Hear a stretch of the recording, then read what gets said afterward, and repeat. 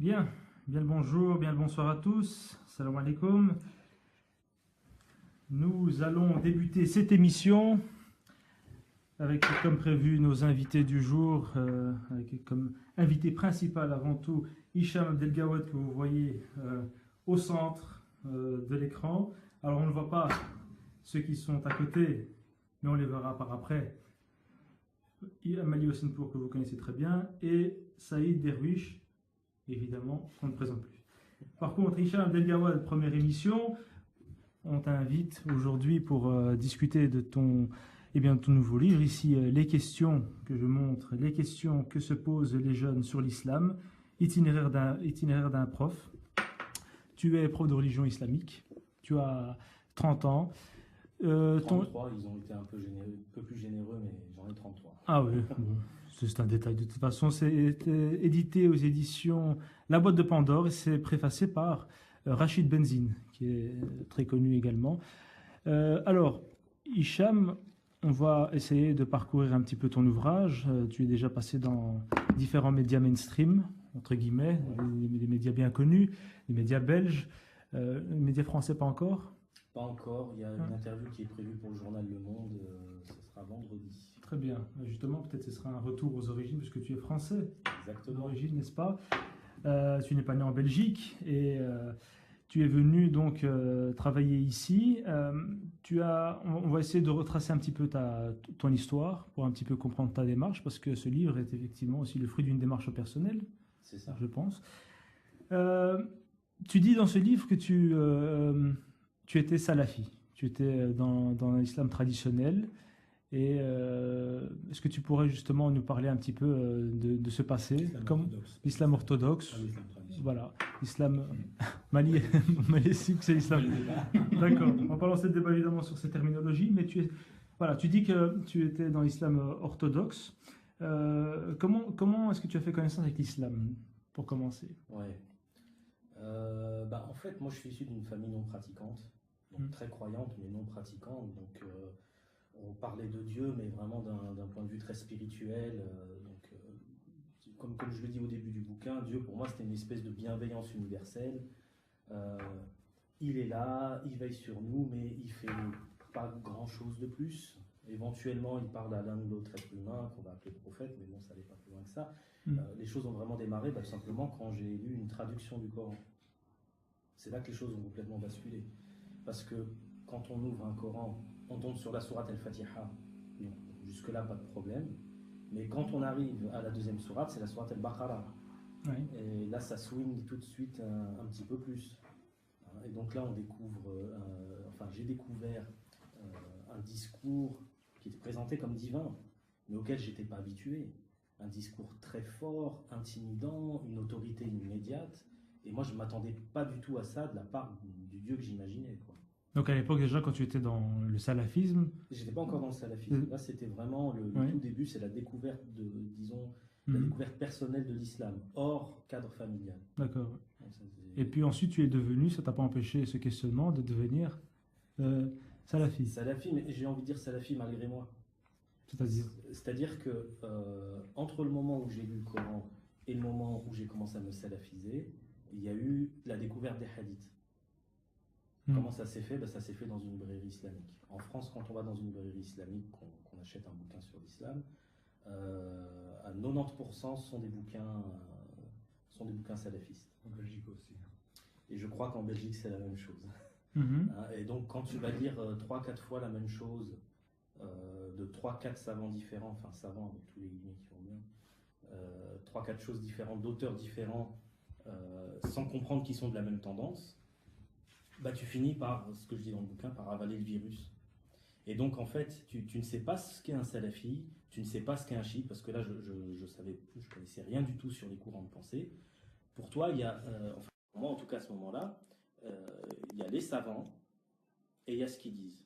Et ça, c'est le vrai islam.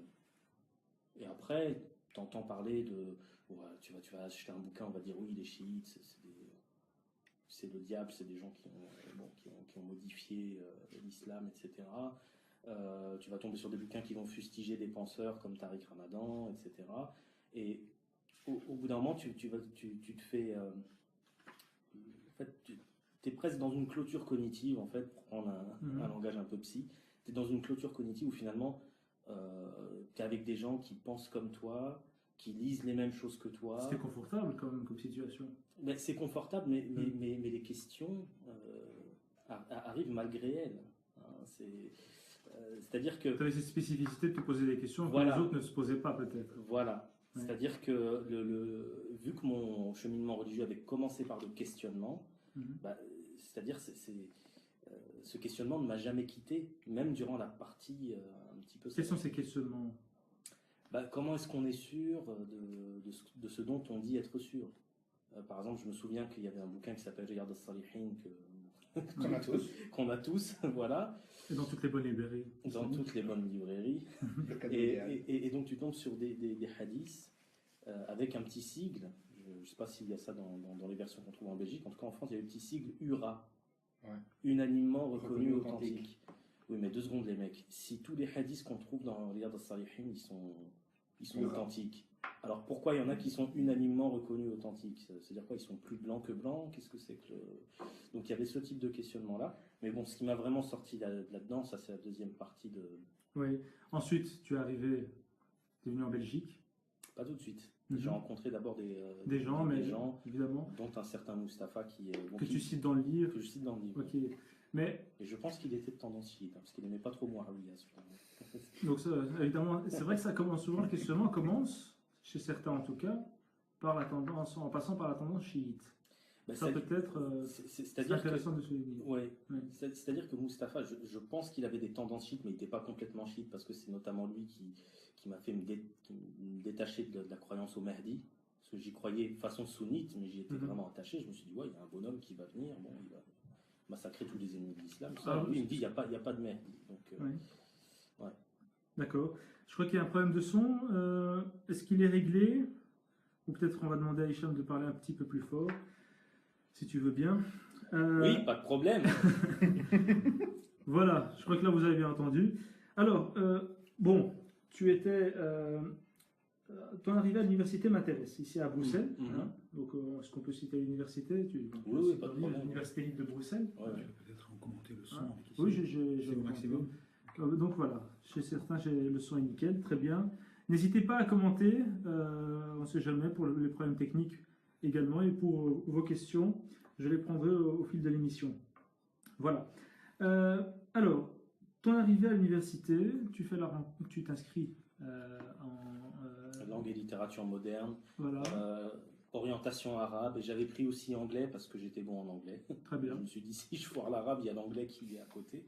Et donc cette faculté-là, précisément, il y a certains professeurs, on n'apprend pas que l'arabe, hein, il y a également des cours d'orientalisme, d'islamologie, on va dire, avec une méthodologie assez moderne. Hein. Et tu rencontres le professeur Di, que tu cites dans le livre, et c'est là où tu vas être un peu bouleversé. Bouleversé, mais dans le bon sens du terme, c'est-à-dire ma rencontre avec un gars que j'ai déjà mentionné, qui s'appelait Mustapha, et à la suite une rencontre cette fois qui était virtuelle avec un certain Lalayeto, c'était son pseudo sur le forum. Après j'ai découvert qu'il s'appelait Mohamed en vrai, mais bon, ces gens-là m'avaient déjà mis, je dirais, le goût du questionnement approfondi et de la remise en question et du doute dans la bouche. Donc je suis déjà arrivé avec ce goût-là à l'ULB. Mais quand j'ai vu qu'avec des outils historico-critiques, on pouvait aller encore plus loin dans le doute. C'est-à-dire, c'est quoi ces outils? En quoi ils consistent? En quoi ils consistent? Ils consistent à laisser tomber, en tout cas avec Guillaume Di, parce qu'il y a plusieurs types d'islamologie possibles, d'approches historico-critiques possibles. Avec Guillaume Di, on essaye de rendre compte des premiers temps de l'islam sans la tradition. Pas de hadith, pas de sira. Alors, des fois, ils ont recours au tafsir, mais dès que ça va dans leur sens, en fait. Hein, dès que ça contredit un peu ce qu'ils veulent prouver, ils le laissent tomber. Et donc là, on découvre des choses qui sont assez étonnantes. Hein. On découvre que Mohammed ne s'appelait peut-être pas forcément Mohammed. Il avait commencé le cours comme ça, que son prénom, c'était probablement Qutham. On découvre que le prénom de Mohammed n'apparaît pas dans des données épigraphiques avant environ 680, Alors qu'on a retrouvé des inscriptions avec Omar, Othman et même Ali, on trouve les noms de ces personnes-là dans des inscriptions qui sont assez anciennes. On ne trouve pas Muhammad. Donc 50 ans après, donc 50 ans la après mort déclarée du prophète, ouais. On retrouve... Là, on trouve dans la coupole du rocher, on trouve la mention de Muhammad. Et c'est la première mention qui est attestée, on va dire, par l'épigraphie. Autre élément, donc il nous avait fait un cours sur le hadith où, alors j'ai su plus tard qu'il reprenait à son compte les thèses de Joseph Scart, oui. Donc qui montre que dans les chaînes de transmission des hadiths, on a le prophète qui va enseigner un hadith à un compagnon, qui va l'enseigner à un tabir, et qui lui va l'enseigner à 5 ou 6 personnes différentes. Et ensuite ça part comme ça en araignée jusque dans les recueils qu'on a. Et donc sa thèse à Guillaume Di, en fait à Joseph Scart, consiste à dire que c'est quand même bizarre que le prophète enseigne à chaque fois à une seule personne, qui l'enseigne à une autre personne un hadith, et qu'après ce soit le monde entier qui soit mis au courant. Et donc pour lui, l'explication la plus plausible, c'était qu'en fait c'était le tabir qui était à l'origine de la tradition. Donc ça c'est des choses qui m'ont marqué, parce que je me suis dit, le raisonnement, alors après on est d'accord, on n'est pas d'accord, mais le raisonnement est quand même assez solide. Est-ce que tu as été dans le milieu, peut-être avec des enseignants dans le milieu traditionnel musulman, oui, pour comparer justement les résultats de tes recherches? Bah oui, mais le problème c'est qu'on, comme je dis dans le bouquin, la théologie islamique classique fonctionne beaucoup avec l'argument d'autorité, ce type d'approche est automatiquement disqualifié sur simple base du fait que la personne qui va énoncer ces théories-là n'est pas musulmane. Il y a quand même des ouvrages de critique dans le musulman traditionnel. À cette époque-là, je ne les connaissais pas. Même dans le passé, j'imagine qu'il y a critique au niveau du fiqh, au niveau du hadith.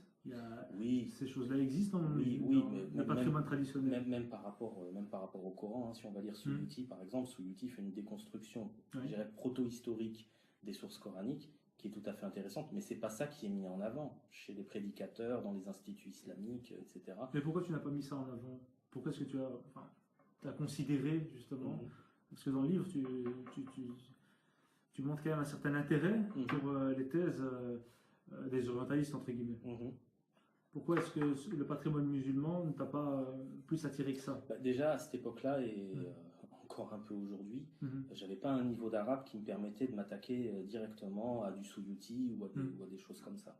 Hein, donc, à ce moment-là, j'étais hyper dépendant, disons, des travaux des orientalistes. Mais je pense qu'à ce moment-là, j'en étais plus à explorer cette piste-là de l'orientalisme. J'en étais pas encore à me dire, mais est-ce que ça a déjà été fait dans le monde musulman, etc. Bon, je suivais les cours et je voyais où est-ce que ça nous menait. Et puis bon, c'est vrai que Guillaume Di, il a une rhétorique qui est bien à lui, et il a tendance à faire passer des choses qui sont parfois bien attestées avant lui pour des scoops. Donc ça, c'est un petit défaut. Donc moi, j'avais l'impression de découvrir quelque chose. Je me disais, bon, bah ça y est.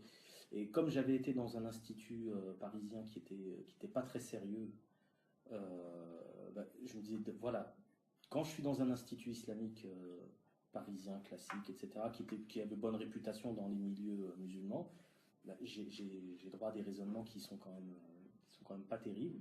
Là, au moins, il y a des choses. C'est-à-dire, si tu veux rejeter les thèses des orientalistes que Guillaume Di mettait en avant, il fallait argumenter quand même assez fort.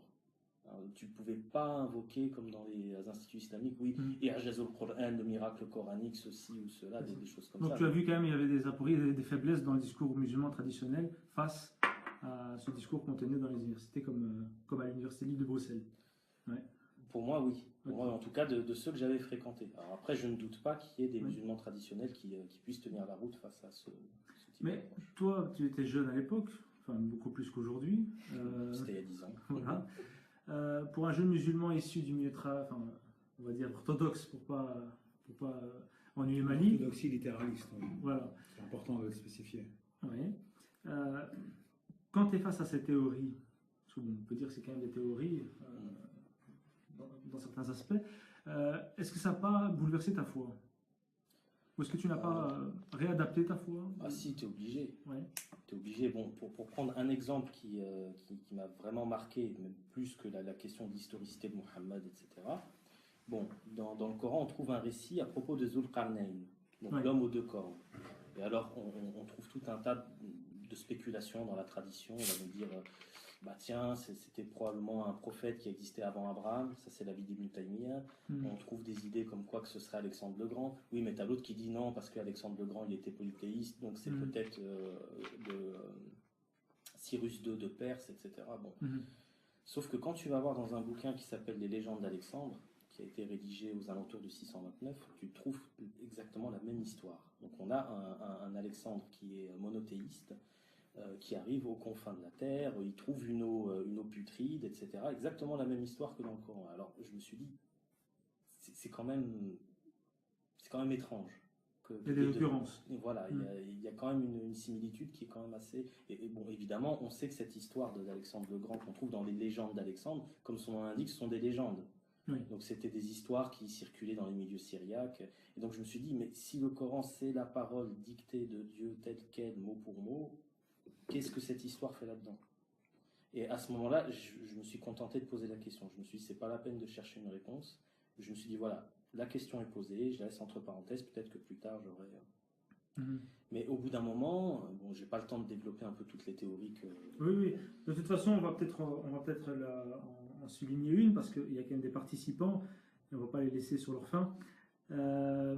Mais pour continuer un petit peu sur tout simplement ton expérience face à cet enseignement, tu n'as pas songé à l'apostasie, tu n'as pas changé... Non, c'est-à-dire que pour moi, il y avait une nécessité de recomposer. C'est ce que je dis au bout d'un moment dans le bouquin. Je dis, voilà, je suis resté musulman, mais me dire aujourd'hui que le Coran, c'est Dieu qui parle, l'ange qui entend et le prophète qui répète comme un perroquet, ça, ce schéma-là, tu n'y adhères plus. Bah non, c'est pas possible. C'est pas possible, je veux dire. C'est-à-dire, quand on a lu ces travaux-là, qu'on les a compris, qu'on a fait éventuellement des recherches de vérification, etc., on peut plus adhérer à ça. Donc tu as une autre vision de la révélation. J'ai une autre vision de la révélation. Alors, bon, après, c'est plus tellement du travail scientifique, là c'est de la réflexion personnelle théologique, mais pour moi la révélation c'est pas un texte. Peut-être qu'on va en parler tout à l'heure avec Mali. Mali, tu retiens cette question de la révélation, parce que je sais que toi aussi tu aimes bien en parler par rapport à la question de la révélation, ta définition de la révélation. Ça, on en parlera par après. Je vais lire ici une intervention de Arsène Akhtar, que nous saluons. L'école hypercritique de Krohn-Cook a été remise en cause par un étudiant de la première, Robert Hoyland, qui montre qu'il existe plus d'une centaine de témoignages en plusieurs langues, syriaque, persan moyen, etc., qui, plutôt que la contredire, réconfortent la vulgate islamique traditionnelle. Donc il parle ici du Coran que nous avons actuellement. Pour la Sira, donc la biographie du prophète, voir Gregor Scholar, le Hadith, Harold Motsky, etc. Vers la fin des années 2000, Krohn elle-même est revenue sur sa position hypercritique, telle qu'exposée dans Hagarism. Donc ceux qui sont un peu versés dans ça comprendront. L'islam a bien eu une tradition critique. Arthur Jeffrey, pour son livre sur le vocabulaire étranger du Coran, s'est principalement basé sur l'Etran d'As-Suyuti, par exemple. Ok. Ça, oui, enfin, la thèse de Hagarism de Patricia Krohn, elle consiste à dire que finalement, déjà, que le prophète n'a pas forcément existé du tout, et que en fait, le proto-islam serait un mouvement messianique dans lequel le Messie aurait été romain. Le Messie aurait été romain. Le Messie aurait été romain, puisqu'il a Omar ibn Khattab, le deuxième calife. Parce qu'il a fait construire, il a fait construire la mosquée d'Al-Aqsa, qui était censée être le troisième temple, sous les conseils d'un certain Ka'b al-Ahbar, qui était un rabbin, etc. Donc évidemment cette thèse-là, elle est partie à l'ouest avec cette thèse-là.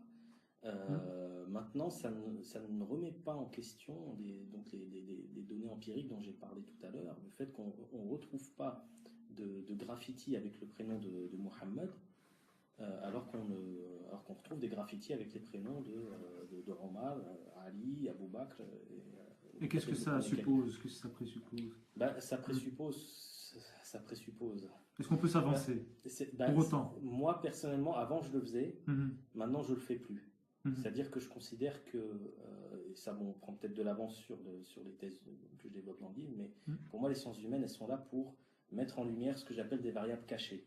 C'est-à-dire des variables, des choses qu'on n'aurait pas vues s'il n'y avait pas eu une étude.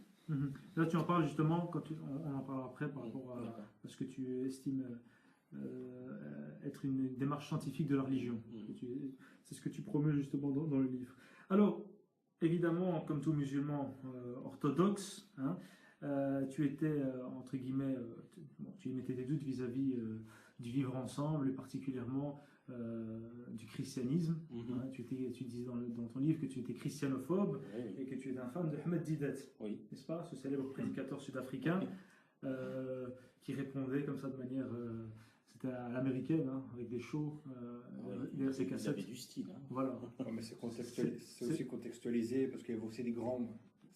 Ahmed Didat, c'est un peu à contextualiser dans le sens où l'Afrique du Sud, on n'en connaît pas grand-chose, mais c'était surtout des grands mouvements missionnaires chrétiens. C'est pour ça que nous, de notre regard, ils venaient avec une certaine verve.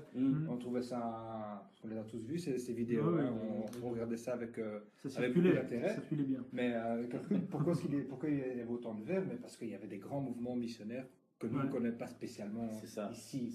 C'est le problème des DVD d'Ahmed Didat qui sont encore en circulation, c'est qu'on voit le débat, mais on ne voit pas ce qu'il y a autour, on ne voit pas tout le contexte, toute l'histoire. Ça a été clairement détourné en réalité. Ça servait à des mouvements, je veux dire, propagande, c'est un grand mot, mais surtout c'est comme un outil de retour à l'islam en réalité.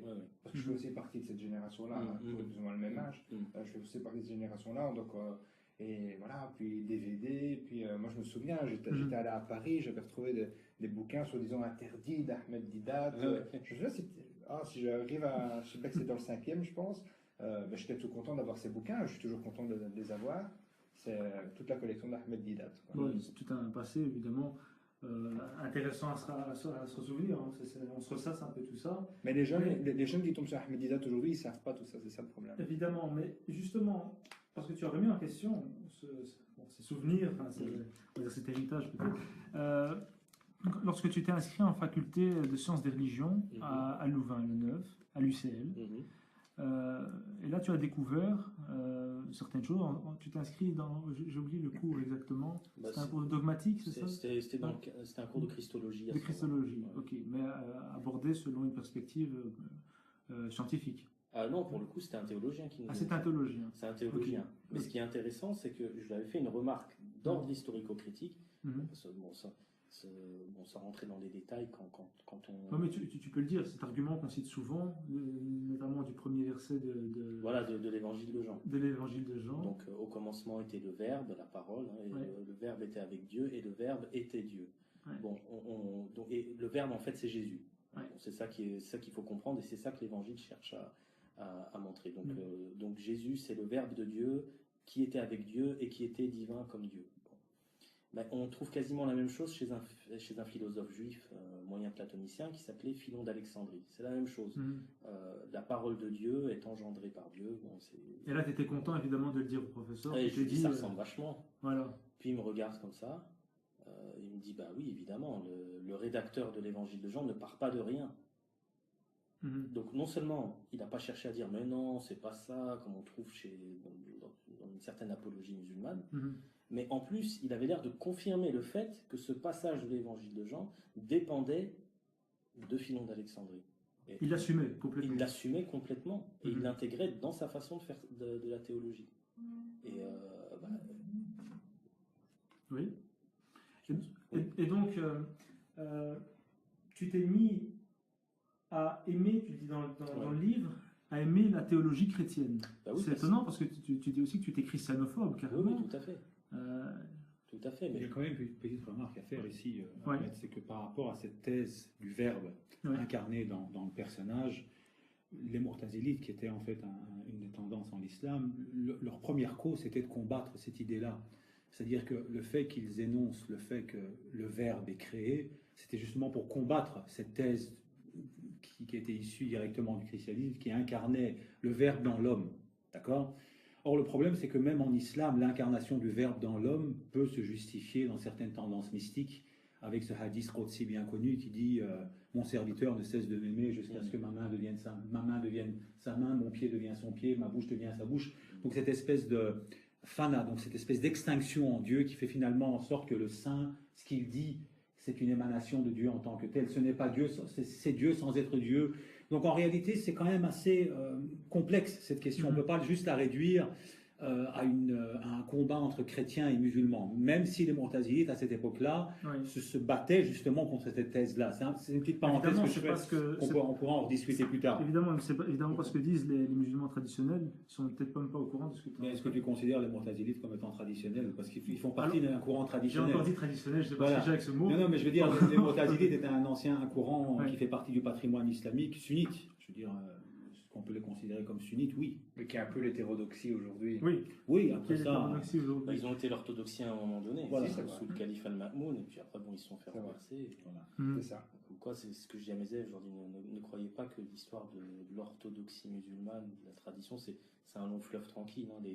Les orthodoxes d'un moment sont devenus les hérétiques. Sous l'influence politique, exclusivement. Alors justement, tu es professeur de religion islamique, excellente transition. Tu dis dans le livre que tu es professeur de religion islamique, mais en même temps, tu te démarques des professeurs de religion islamique, on va dire lambda, traditionnel. À chaque fois, je dois annuler ce mot quand il me vient en tête. Mais évidemment, j'imagine que tu étais face à des étudiants, des élèves qui étaient imbibés de cette culture musulmane orthodoxe.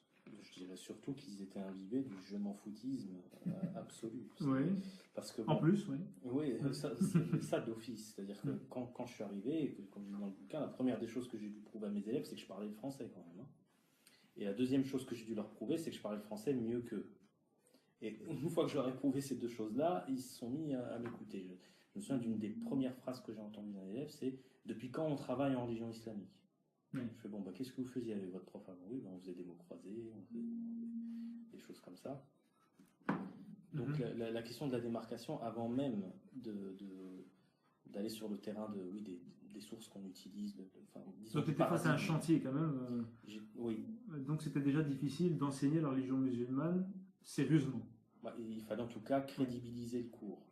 Parce que le cours est déjà décrédibilisé par le fait que dans les conseils de classe, on n'écoute pas trop ce que le prof de religion va dire, et qu'on sait très bien que si on a un échec en religion islamique, il n'est pas considéré. Il n'est pas considéré. Si tu tombes sur une bonne direction, ils maintiendront quand même l'échec et l'élève viendra faire l'examen. Si tu tombes sur une direction un peu butée, ils vont dire écoutez, levez-moi cet échec-là parce que c'est pas ce qui complique évidemment ton travail. Ce qui complique le travail, mais c'est pas prise en considération par le plus. Ce qui a le plus compliqué sont des profs qui, je ne vais pas les juger, mais je dirais qui n'ont peut-être pas apporté à leur cours tout le sérieux que ce cours méritait. Donc il y avait un travail de crédibilisation. C'est vrai qu'on a des professeurs qui mettent essentiellement des films, qui mettent le film Risala. J'ai même entendu certains qui mettaient la série Omar. La dernière série, je crois qu'il y a une histoire de 40 épisodes. Donc ils ont fait le calcul et ils ont montré ça pendant toute l'année. Donc effectivement, il y a un manque de sérieux. Bon, mais là, ici, aujourd'hui, on est face à un professeur de religion islamique sérieux et atypique, évidemment. Sérieux. Alors, mais le questionnement... Comme un compliment, tellement c'est... Le questionnement, il y a eu un questionnement quand même de la part de tes élèves, et il y a des sujets qui sont abordés de leur part. Quels sont-ils essentiellement? Quels sont leurs questionnements? Est-ce que c'est les mêmes que les tiens que tu as eu à une certaine époque? Non, c'est ça qui m'a étonné. C'est que moi, par exemple, quand on me racontait l'histoire de Jésus façon orthodoxe, on me disait grosso modo que Dieu avait joué un sale coup aux gens qui l'ont trahi, que c'est quelqu'un d'autre qui a été crucifié, que lui en fait il est monté au ciel en cachette pas très loin. Moi j'acceptais ce récit, je me disais oui, si Dieu est capable de tout, il est capable de prendre un gars et de le faire traverser le cosmos jusqu'à lui quoi. Bon, un élève d'aujourd'hui, en tout cas parmi les élèves que j'ai eu aujourd'hui, il y en a certains, si on avance des faits surnaturels ou miraculeux de ce type, s'il n'y a pas une explication minimale du mécanisme qu'il y a derrière, ils ne prennent pas. Donc, l'exemple que j'ai donné dans le bouquin, c'est l'histoire de Jonas et de la baleine. Donc, 3 jours dans la baleine, etc. La question qui m'est arrivée à la figure, c'est comment il faisait pour respirer. Qu'est-ce qu'il mangeait dans la baleine? Et pourquoi la baleine, elle ne l'a pas digéré? Et puis comment elle l'a avalé déjà, parce que bon, c'est... Faut regarder Pinocchio. Ouais. Oui. Mais oui, mais c'est ça qu'il a en tête pour lui dans donc il y avait quand même une certaine pertinence des questions. On va dire qu'il y avait une certaine pertinence, mais il y avait une impertinence de la part de tes élèves. Tu remarquais? Non, pour moi, c'était pas du tout impertinent. C'est-à-dire peut-être que d'autres professeurs peuvent trouver ces questions impertinentes. Moi, j'ai eu des élèves qui m'ont dit, voilà, j'ai posé des questions, le prof il me disait, ah non, faut pas poser ça, des choses comme ça. Ouais, et tu étais face à tes... Donc, tu avais des collègues, évidemment, de religion islamique aussi. D'ailleurs, Malika Ben Ali, que nous saluons, te répond en te disant, c'est pas vrai, ton expérience de prof n'est pas généralisée, beaucoup de profs de religion font un boulot formidable et un programme à suivre sérieusement. C'est ce que je dis dans le bouquin. Je dis, voilà, il ne faut pas mettre tous les profs de religion islamique dans le même sac. D'ailleurs, une des questions qui est traitée dans le bouquin a été faite en cours jumelé avec mon collègue de religion islamique. D'accord. Mon but, c'est pas de dire que tous les profs de religion islamique font n'importe quoi et que moi je suis le messie, etc. Il faut insister là-dessus. Non, ça c'est... mais évidemment, quand tu parles à tes élèves, tu essaies de trouver une autre façon d'expliquer certaines choses. Est-ce que aujourd'hui on a Internet, donc évidemment j'imagine les questions traditionnelles qui viennent, c'est monsieur les djinns, monsieur la musique, est-ce qu'elle est haram, les relations hommes-femmes, est-ce que je peux embrasser ma copine, des questions assez terre à terre, mais en même temps toi tu vas répondre, j'imagine de manière assez complexe, hein, et cet élève va ensuite rentrer chez lui et allumer son ordinateur, mettre YouTube, mettre un shir, on va pas citer son nom, qui va peut-être ruiner ton travail. Ça, c'est tout le drame. C'est tout le drame, c'est que, comme je dis dans le bouquin, pour les 100 minutes qu'on a par semaine pour traiter ces questions-là, il y a 100 heures de YouTube derrière pour déconstruire ce qu'on fait. C'est pour ça que, à mon sens, le boulot de prof de religion islamique, quand on le prend au sérieux et quand on a vraiment le souci du jeune, c'est un travail qui est très difficile parce qu'il faut argumenter juste et il faut argumenter, je dirais presque deviner les contre-arguments qu'on pourrait opposer. Donc, c'est-à-dire à argumenter en prévention quelque part. D'accord. Alors, il y a des cas que tu cites dans ton livre.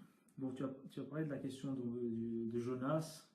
Donc, il y a ces 3 jours d'après littéralité du texte dans le ventre de la baleine ou du poisson. Enfin, ça c'est pas important. Mais tu abordes aussi la question de la violence conjugale. Comment tu règles cette question? Parce que quand moi je lis le Coran, je vois d'un point de vue littéral le terme daraba qui est là par rapport à la femme qui n'obéit pas à son mari. Bon, alors il y a une graduation évidemment. Troisième avertissement. Au 3e avertissement, c'est frappé là. Hein, c'est clairement dit. Quand on était en cours, tu avais droit à 3 croix, tu oublies tes affaires une fois, 1 croix, 2 croix, 3 croix, 0 sur 10. Voilà. C'est la même chose. Comment tu fais pour traiter ce problème? Et comment tu parles à tes élèves? Déjà, j'essaye de prendre la température de la classe. C'est-à-dire, je lance un débat. Qu'est-ce que vous pensez de ce verset? Alors, bon, on a des élèves, oui. On a des élèves qui vont nous dire, finalement, si elle le cherche, une petite tape, ça peut lui faire du bien, ça peut lui remettre les idées en place. Et parmi les gens qui disent ça, il y a des filles. Ouais. J'ai eu une élève de 20 ans qui m'a dit, oui, mais écoutez, monsieur, si elle n'écoute pas, faut bien lui faire comprendre un jour ou l'autre. Mais fort heureusement, j'ai envie de dire, dans les mêmes classes, on peut avoir d'autres élèves qui vont dire mais non, et moi, est-ce que j'ai le droit de frapper mon mari s'il fait n'importe quoi? Donc là, on aboutit, je dirais, au cœur du problème. Parce que, oui, même sur Radio Hihi, j'ai pu voir différentes approches qui disaient voilà, daraba, ça ne veut pas dire daraba, ça ne veut pas dire frapper, ça veut dire autre chose, etc. Mais ça ne règle pas le problème du verset. Le problème du verset, c'est l'asymétrie du droit de l'un sur l'autre. Ouais. C'est toujours l'homme qui corrige, qui a des outils pour corriger sa femme, mais on ne dit rien sur les outils qu'une femme peut mobiliser pour corriger son homme. Et pourquoi? Tout simplement, et c'est comme ça que je traite la question, parce que ce qu'on a en tête quand on parle d'une femme aujourd'hui au XXIe siècle n'est pas la même chose que ce qu'on avait en tête au 7e siècle. Une femme au XXIe siècle, qu'est-ce que c'est? C'est une adulte. Donc elle est responsable et elle est autonome. Au 7e siècle, dans la société tribale arabe, une femme, c'est la même chose qu'un enfant. Oui. Elle reste toujours mineure. Donc un homme qui corrigeait sa femme à l'époque, c'était pas plus choquant qu'aujourd'hui un homme qui corrige son enfant. Non, mais l'aspect moral de tout ça. L'aspect moral, ça c'est autre chose. Parce que tu l'enseignes aussi. Oui. Alors on me dit, quel âge ont tes élèves en moyenne? Donc c'est en secondaire hein, que tu enseignes. Hein. Comme je dis souvent, je les ai tous de 11 à 21 ans, on va dire. De 11 à 21 ans, voilà. J'ai eu un élève de 24 ans une fois. Moi j'en avais 28, j'avais 4 ans de plus que lui. Le gars il était haut comme ça, baraqué. Il a dû redoubler quelques fois. Il a dû redoubler 2-3 fois, oui. D'accord. Bon, oui, justement, par rapport à ça, donc moralement, comment... Moralement, en fait, je m'en sors en sortant tu enseignes, du texte. Tu bottes en touche? Non, ouais. Je botte pas en touche. C'est-à-dire, une fois qu'on a fixé les choses, une fois qu'on a compris qu'est-ce que c'était qu'une femme au 7e siècle. Une femme au 7e siècle, c'est une mineure. C'est ce qu'on appellerait, nous, aujourd'hui, une mineure. Oui. Bon, on sort du texte et on essaye de voir, je dirais, les femmes qui ont marqué l'histoire de l'islam. On commence avec Khadija, donc qui a soutenu son mari lors de l'expérience de révélation. Comme je dis souvent à mes élèves, je leur dis, c'est l'histoire entre Mohammed et Khadija, c'est presque un pied de nez par rapport aux catégories qu'on a en tête. Khadija elle-même, c'est un pied de nez au statut de la femme. Exactement. Oui. C'est-à-dire que Khadija, elle était plus riche que son mari. Aujourd'hui, on va dire qu'il faut que l'homme soit plus riche, plus âgé, et en plus, c'est elle qui le rassure. Oui. Alors qu'on a en tête plutôt l'idée que c'est l'homme qui doit être plus riche, plus âgé, c'est lui qui doit rassurer sa femme. Là, on a le contre-exemple complet avec Mohammed et Khadija. Mais là, on était quand même dans la période mécoise. Après, ça change. Mais ça on le sait. Ça n'empêche pas que Khadija fait partie des mères des croyants, et donc à ce titre-là, et qu'elle est un modèle. Non seulement elle est un modèle, mais elle fait partie, on va dire, même selon les traditions, on va dire, globalement orthodoxes, c'est ça, une des 4 meilleures femmes de l'univers. Donc ça veut dire qu'elle est un modèle parmi les modèles, au-dessus même des modèles autres féminins qu'on a à notre disposition. Et on n'en parle pas assez. Ben non, on n'en parle pas assez. Non, parce que je pense que ça gêne. Cette histoire de mariage entre Mohammed et Khadija, où c'est systématiquement Khadija qui a le rôle qu'on attribuerait aujourd'hui à l'homme. Ça fait mal au patriarcat, ça. Mais il y a d'autres exemples. Moi, je leur cite l'exemple de Rabi'a al-Adawiya, qui est un peu moins connu. Ça, c'est post-prophétique. Ça, c'est post-prophétique, et elle a développé des idées sur le paradis et l'enfer. Je suis désolé, mais j'ai retrouvé la même chose chez Kant, 1000 ans plus tard. Donc, cette idée qu'il ne faut pas adorer Dieu par désir de son paradis ou par crainte de son enfer, cette idée... Donc, tu essaies plus ou moins d'amoindrir l'effet de ce verset qui dit clairement, dans sa littéralité, de frapper sa femme, en prenant en considération d'autres exemples. J'essaye de dire que l'identité musulmane, de la femme musulmane, ne s'arrête pas au texte, qu'il faut venir au modèle humain. Personne n'osera dire que Khadija était une mauvaise musulmane. Personne n'osera dire non plus que Rabi'a al-Adawiya était une mauvaise musulmane. Je donne aussi l'exemple de Aïcha, donc lors de la bataille du chameau. Bon, elle a guidé la bataille, bon, pour des raisons qui sont discutables en fonction je dirais de ses sensibilités ou de la perspective historique qu'on peut avoir là-dessus. Mais n'empêche que personne ne lui a dit dégage de là, t'es une femme.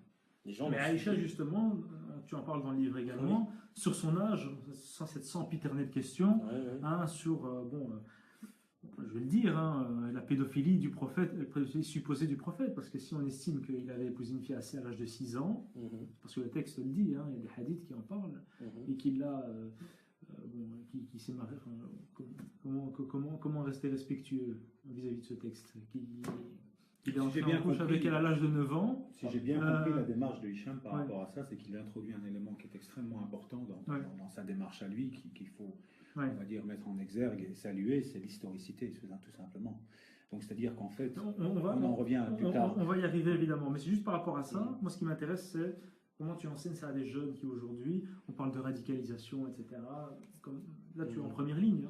Oui, tout à fait. En première ligne. Donc par rapport à ces aspects-là, que tu abordes dans ton livre d'ailleurs, comment tu interviens par rapport à ça? Oui, sur cette question, en fait, il y a plusieurs façons de l'aborder. D'ailleurs, j'ai entendu des nouvelles théories depuis.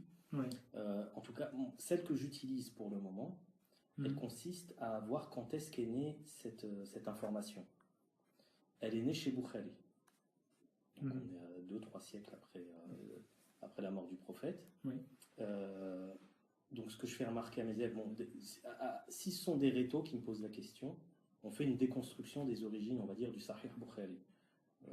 Juste une info comme ça, on n'a pas de manuscrit de Bukhari avant le 15e siècle. On n'a rien retrouvé en dessous de ça. Et ce qu'on a retrouvé, on ne l'a pas étudié. On n'a pas comparé entre ce qu'il y a de ces manuscrits qui datent du 15e siècle et ce qu'on a aujourd'hui. Ça, c'est une chose. Oui. Deuxième des choses, c'est que donc, avant Bukhari, on n'a pas cette information-là, ni chez les musulmans, ni, et c'est ça qui est déterminant, ni chez les ennemis des musulmans, chez les polémistes chrétiens. Si vous prenez par exemple Jean de Damas, il a attaqué le prophète sur absolument tout ce qu'il avait sous la main. Il a fait la guerre, il était polygame, il n'a pas été annoncé dans la Bible. Il va même jusqu'à inventer des histoires. Des fois, il dit en fait, c'était quelqu'un qui a été formé par un moine arien. Donc les Ariens, c'était un groupe, disons, hétérodoxe. Il a été formé par un moine arien, on lui a refusé d'être évêque, et donc il s'est mis en colère, et il a fondé sa propre hérésie. Donc il va même jusqu'à inventer des histoires. Et il ne dit absolument rien sur cette histoire de mariage avec une fille de 9 ans. Si je me mets à la place de Jean de Damas, je me dis que cette histoire-là, pour ma polémique, mais c'est du pain béni. C'est un cadeau du ciel, cette histoire-là.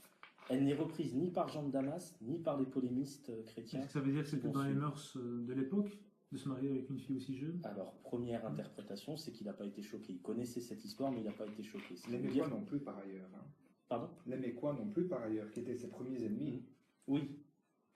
Donc, ok, ça c'est dans la perspective où on valide le fait qu'il s'est marié à... Mais s'il n'en parle pas, ça peut être aussi que tout simplement cette histoire n'existait pas.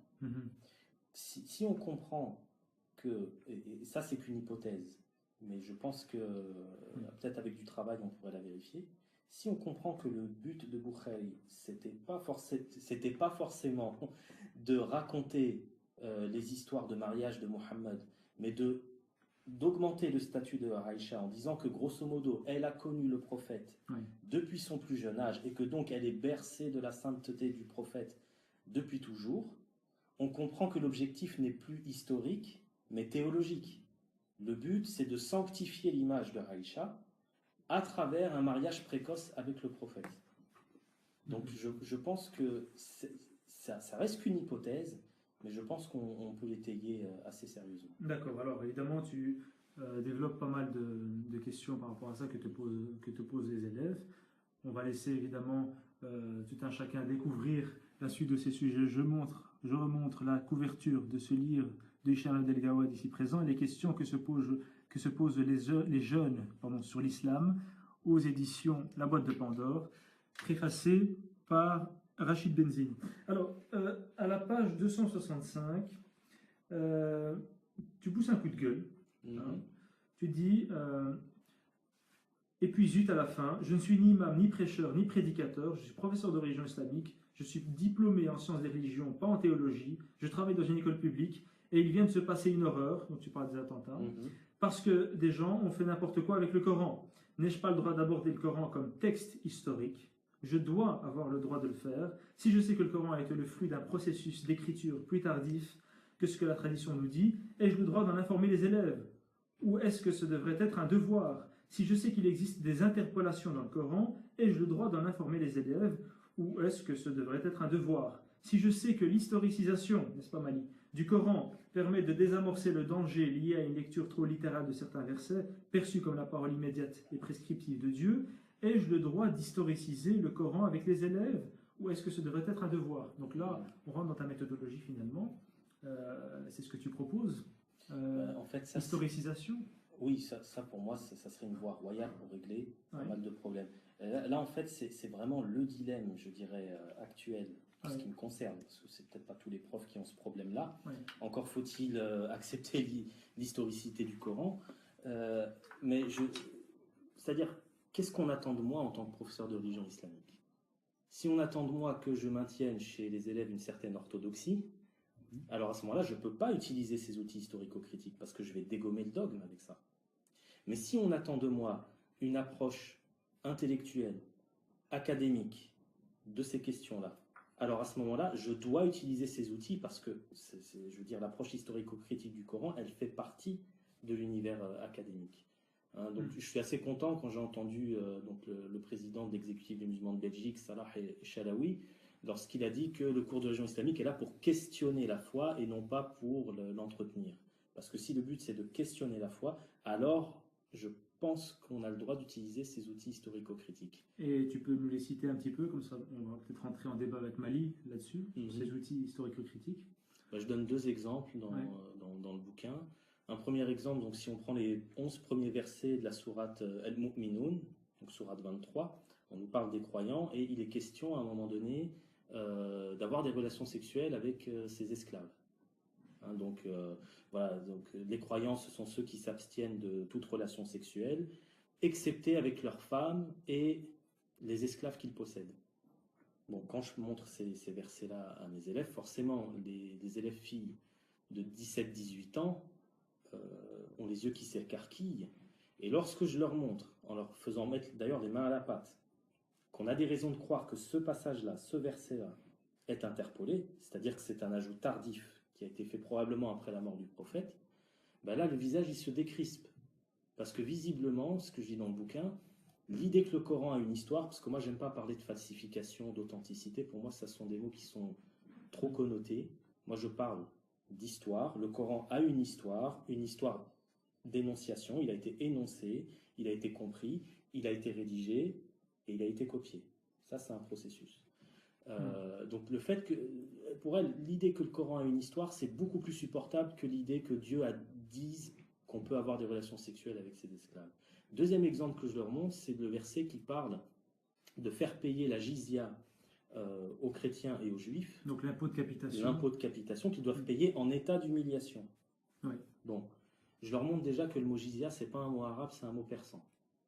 Donc on peut se demander qu'est-ce qu'un mot persan vient faire dans le Coran.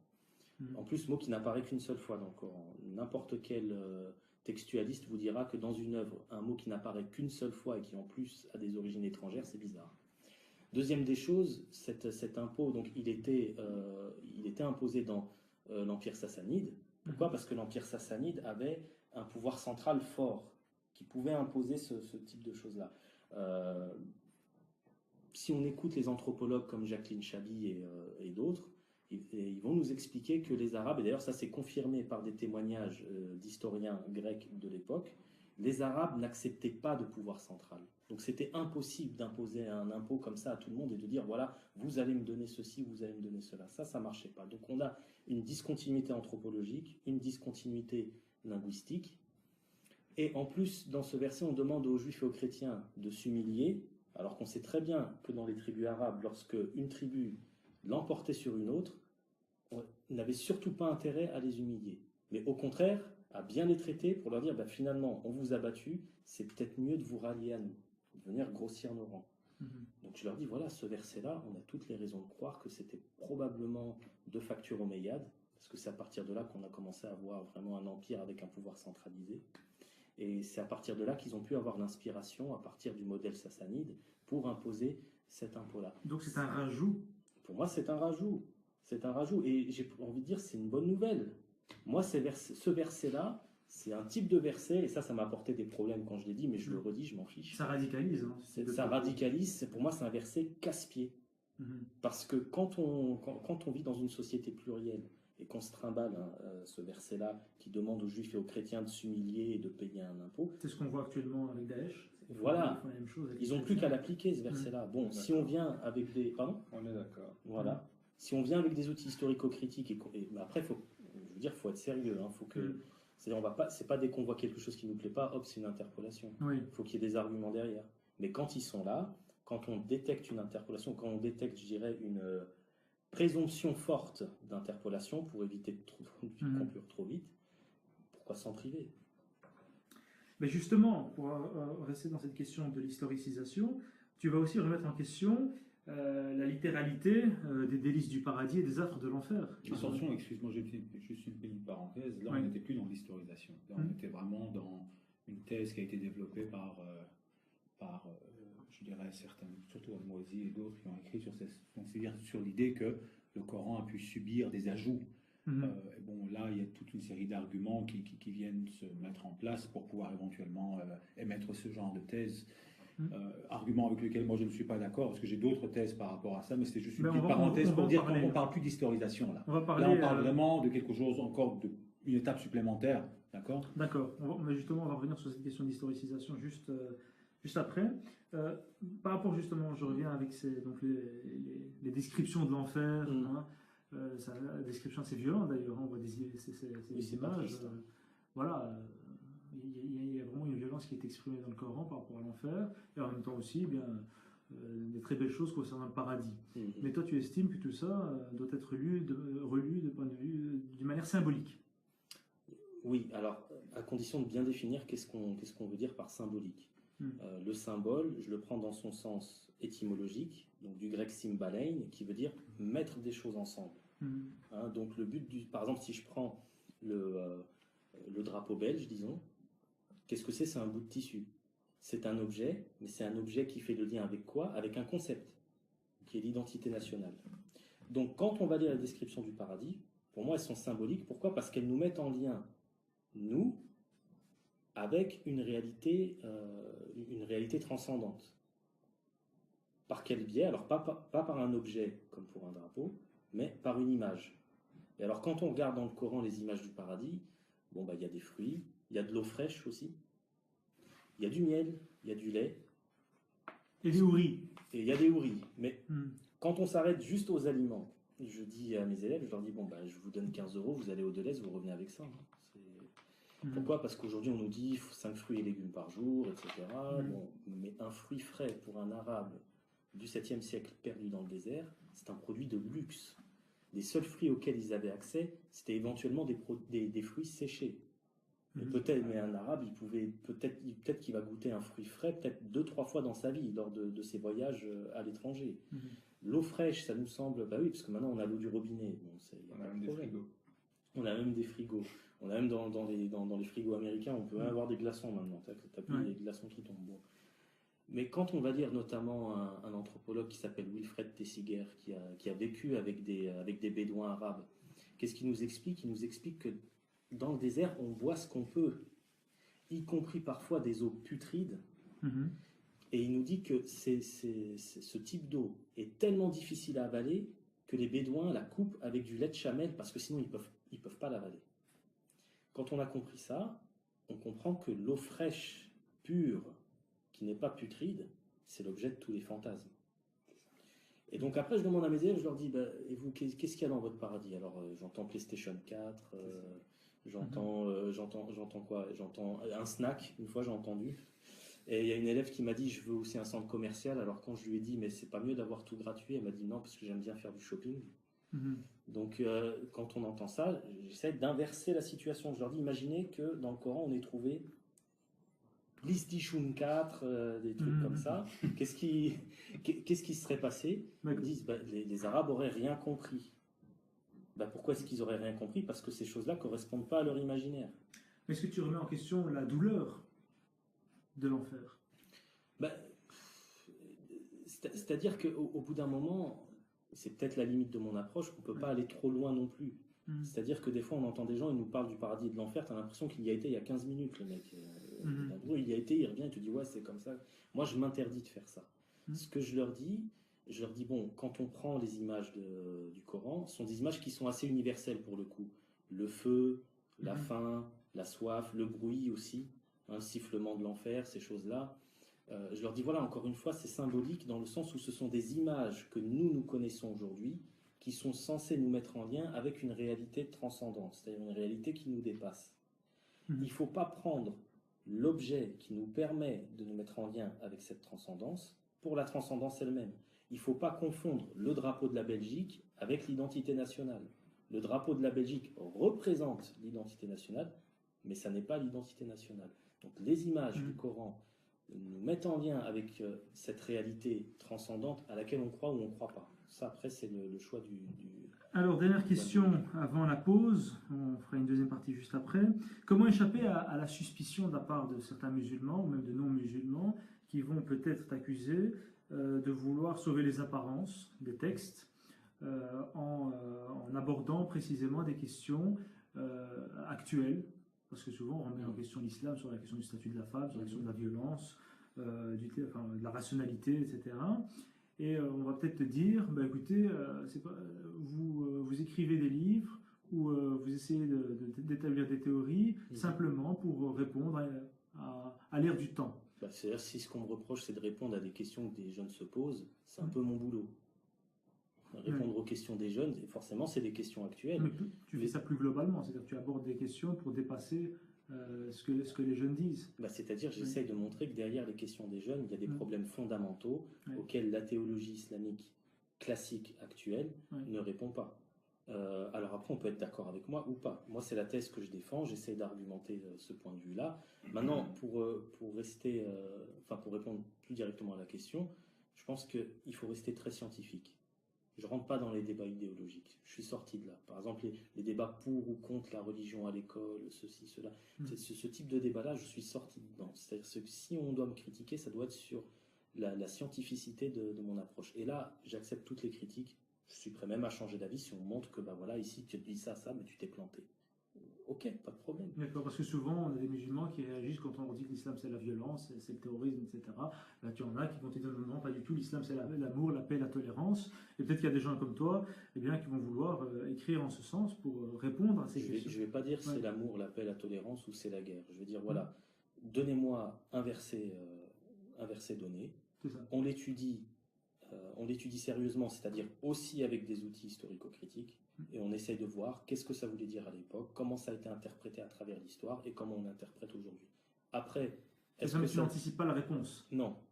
Non. Et c'est pour ça que je dis, remarque, on peut le dire maintenant, que le travail que je fais, c'est la moitié du chemin. L'autre moitié du chemin doit être fait par des théologiens. C'est aux théologiens de réinterpréter dans le langage de la foi les éléments scientifiques qu'on met en lumière, exactement ce que j'ai vu chez les théologiens catholiques à l'UCL.